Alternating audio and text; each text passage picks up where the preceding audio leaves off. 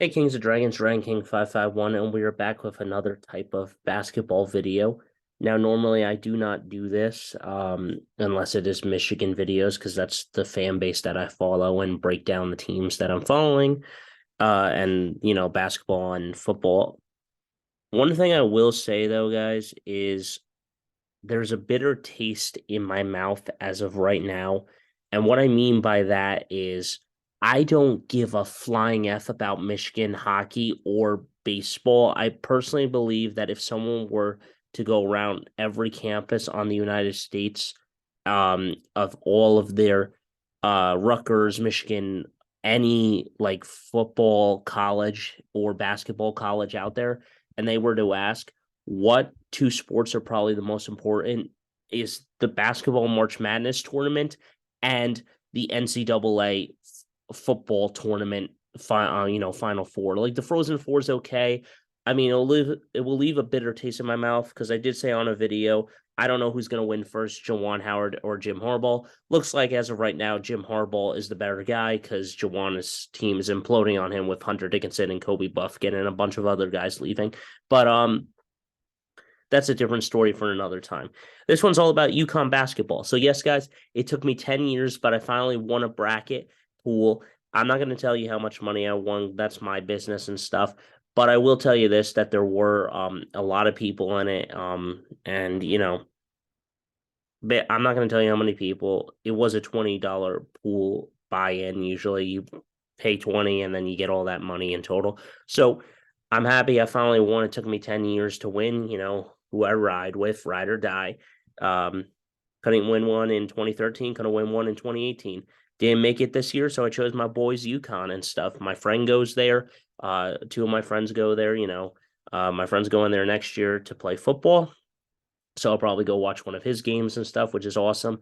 And then, you know, other than that, that's all I got to say. So, with that being said, I do want to show you something. This is proof right here, guys. Obviously, if freaking thing doesn't go, I'm not gonna play the video from TikTok. The song is All I Do Is Win, no matter what. I just felt like doing that song. Now, as you guys can see, I did have UConn. I had UConn versus Baylor. I had no shot at the other side. That side of my bracket really exploded. I did have Princeton at one point into the Sweet 16, but then they imploded. Uh, I didn't have San Diego State though. So yeah, as you can see, guys, it says I finally won my bracket. It took me 10 years, but I finally won a bracket pool. So I wasn't that, I mean, for UConn score, I wasn't that far off, but I definitely was really far off for the San Diego State score. Obviously, I mean, it was for Baylor and stuff. Um, that's only for the tiebreaker. So what that means, guys, is if you're not familiar with how the March Madness tournament works, there are multiple ways to do it. There's where you have to get a perfect bracket the Warren Buffett way. There's your team just has to make it to the bracket. Your final four has to be correct. Your final two has to be correct. Or, and this is the way that me and my friends always do it. You just have to make your team there. And then also it's total points. Because one year, one of my friends, three of my friends chose Baylor that year that they won, and it was the highest points. So it was the closest, the tiebreaker was the score. So that's how they do it and everything else. But, I was definitely off by 14 points and stuff. I mean, that's pretty bad. I'm sorry, not 14 points. What the hell am I saying? I'm sorry, 6 points, which is not bad, but I mean, I was off by that score by that much. And obviously that was if San Diego, if Baylor was there, not San Diego State. So that's that. With that being said, I do want to show you something that's really cool on Google here. I am going to break down this game, guys. I am going to show you the highlights. Hang on, though. Get out of my way, stupid thing. Now, if I... there we go. Hang on, let me just click off this one. This is just going to be the stat line. If I click here and then I search UConn basketball, let's see if it works. Okay, there it is, guys. You see the fireworks on the Google thing. That's always a cool thing I love about Google and Apple and how they're integrated that way. I love when they do the fireworks. It's really cool for like a championship. I always thought that was a well-made thing. That being said, before I go into the highlights, let's take a look at why UConn was a dominant team. Their worst performance was by 13 points of a win against Miami. That was their worst win of the whole entire March Madness. I said, let me take UConn. I really don't care who wins because, Michigan's not in it. But then my other stat was like, okay, well, I watched a couple of UConn games here and there where they're blowing teams out by a large margin. I believe that they're probably going to do that when March Madness comes around, which they did. People are saying they're a cupcake schedule. Stop saying they're not a blue blood. They are a blue blood. Before they won this championship, they are now a blue blood. Now, I don't care about their stupidity of, oh, their championships are too spread over time and stuff. There's too many age gap. Oh, it's 9 years here, or it's 3 years here from 2011 to 2014. Oh, it's 10 years from 2004 or something. It's 7 years, whatever. It's 4 years from 1999 to 2004. Whoopity doodah. The blue blood definition states your achievements. It never states how many Final Four appearances you have. It never states how many national championships you have. There's your example right there. They could be a blue blood basketball school. I know probably that's a joke that a lot of people are probably going to laugh at me for, but I mean, what do you want from them? They made 5 Sweet 16s, 5 straight Sweet 16s. They have two that I know of, 2013 and 2018 Final Four wins, and 2 runner-up awards in 2013 and 2018 and stuff. And it's like, oh, those awards don't matter so much. You have to finish off the job. Who cares? It's your achievements. It's never stated anywhere national championship, national championship, national championship. It's your achievements. By saying the Big Ten is more dominant than the SEC or any other conference in basketball, it is completely accurate by that because of the fact that more teams are making it, and that's your achievement and stuff. I don't care about that. There's probably going to be the same thing in football where more Big Ten teams are going to make it than SEC or something. We'll see, but that's a story for another time.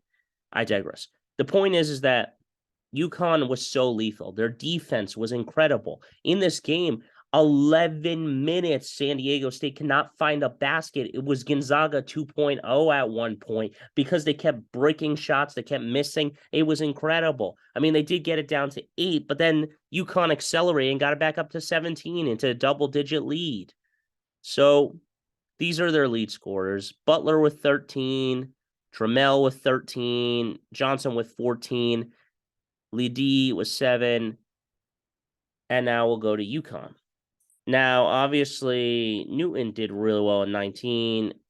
I'm going to butcher his name so badly. Sonogu with 17. Now, he got the most outstanding player, which I guess is the MVP equivalent for college and stuff. One other thing. Yep. F you, Jim Nance. Goodbye, good riddance. I do not like that man. I hate him. He is a biased commentator. When I watched Michigan play Florida State one year, I do not like that man. I'm so glad he is gone. Phil Simms. I met Phil Simms. I love Phil Simms. He was a better commentator. I'm so glad that he's gone. I wish that Fox would have some March Madness games, and it's not just TBS or CBS or one of those, kind of like how ESPN controls the rights to the Final Four in their football. I would love to see Gus Johnson be on the call for basketball because it would be really entertaining. Gus Johnson makes the game more exciting. And so Hawkins was 16, Sonogu was 17, Newton was 19. Jackson really pissed me off. He was not bringing up the ball really well. A couple other guys here. Number 32 was amazing. Let's look at the stat line. 43%. They were shooting terribly. They were shooting like 29%. When you went into halftime, it was 50%. 3-point, 35%, which is really good for college. 26. Hitting from the line, 89%, 75%. 41 total rebounds, 37. 15 offensively, 11. 22 defensively, 30. This is the first time I've seen defensive rebounds in the stat line. I didn't see it when I clicked on other games. 13 assists, 7 assists, 2 blocks, 6 blocks, 7 steals, 8 steals, 12 turnovers, 13 turnovers, 20 fouls, 15 fouls. Now, I hope I do not get copyrighted when I do this highlight reel, but we're about to find out. So I'm just going to watch this great performance of the UConn Huskies. Also, they did bring their dog there, so that was fine. And I'm not going to get into that other shenanigan with the LSU chicks, or if you guys are going to question that.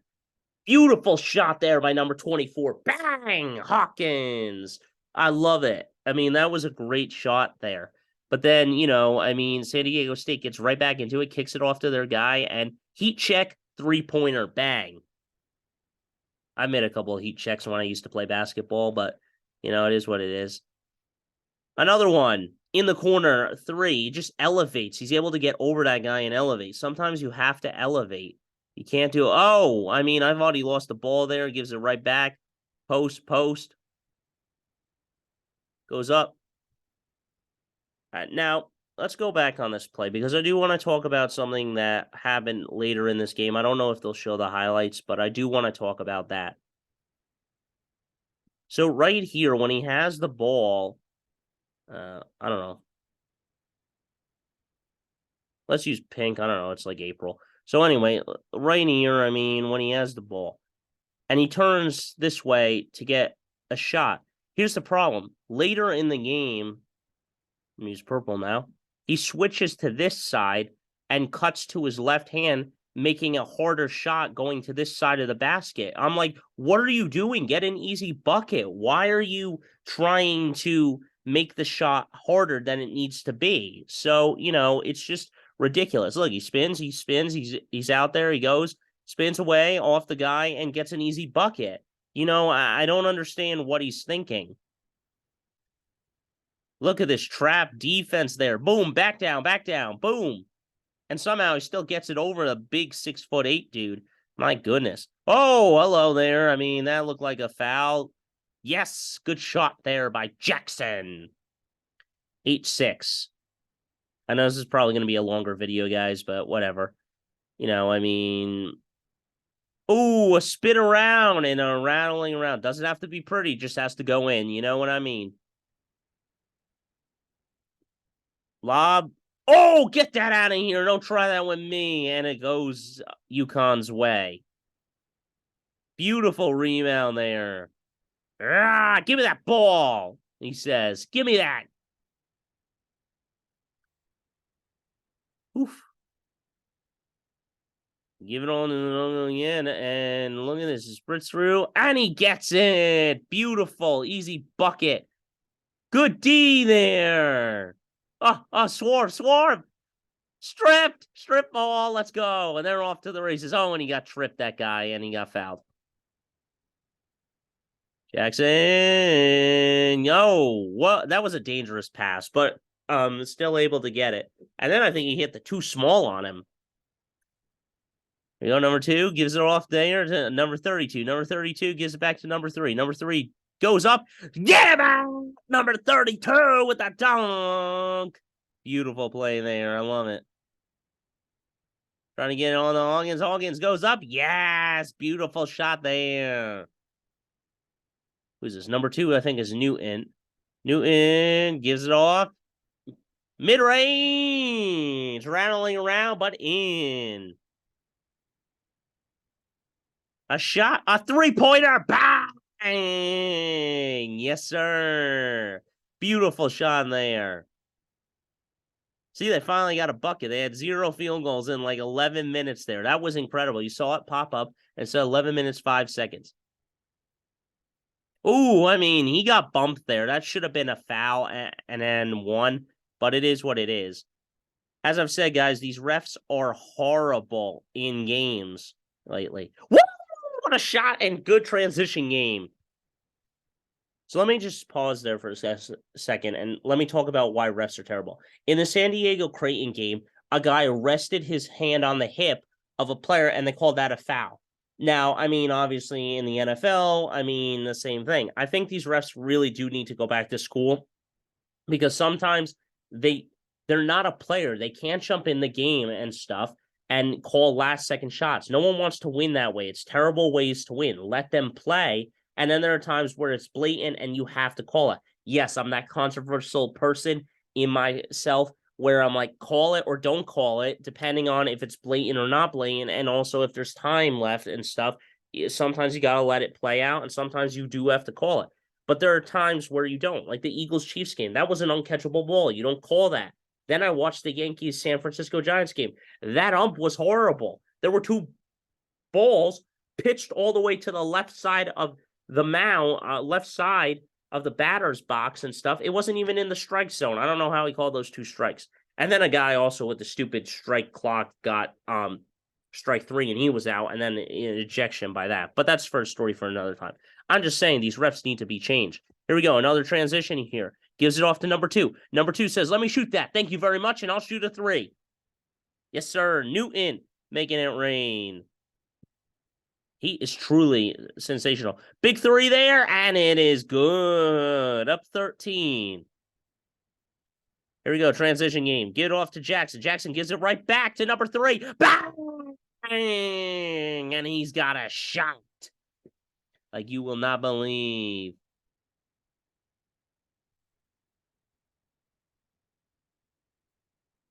Oh, up and good. I can't take away from San Diego. They had some really good strides in the game, but boom! A beautiful shot there. Game recognizes game. All right, here we go. Here we go. Oh, I don't know what happened there. He got his shoes juked out of him, and he fell on his ass. Down to 10. Get off there. Jackson there. Trying to get it to their big man. Gives it off to the big man, and he's got it. Beautiful there. Here we go. Newton coming around, tries to gives it to number 11. Bang! 3-pointer. Yes, sir. All right, up 13 again. Oh, hello. I mean, a dangerous pass there, and I don't know how he got there. I don't know if he just fell. I thought that was a charge myself. I was confused by that. Up 13 again. Kick it out. I mean, and a 3. You can't do that. You can't slot. You can't do that. Look, it happens probably again here. They try to kick it out. Boom. Nope. Mid-range. Boom. Bang. 51-38. Keep driving. 32. Now, obviously, mid-majors,